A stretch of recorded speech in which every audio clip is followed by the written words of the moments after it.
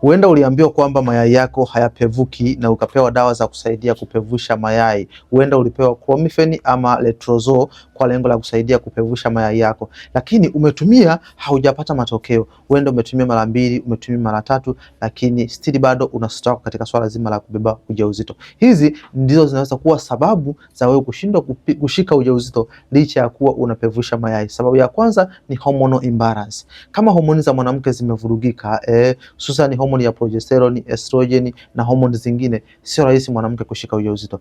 Lakini sababu nyingine ni pamoja na mirija ya uzazi kuziba. Unaweza ukapevusha mayai vizuri, lakini ukakuta kama mirija imeziba, yai haliwezi kukutana na mbegu za kiume kawaida. Kwa hiyo unaweza kukuta unakosa ujauzito kwa sababu ya mirija yako ya uzazi kuziba. Kama umetumia hizo dawa lakini haujapata matokeo, hakikisha unafanya vipimo zaidi ili kubaini changamoto yako ipo wapi, uweze kupata tiba iliyo sahihi ili uweze kushika ujauzito.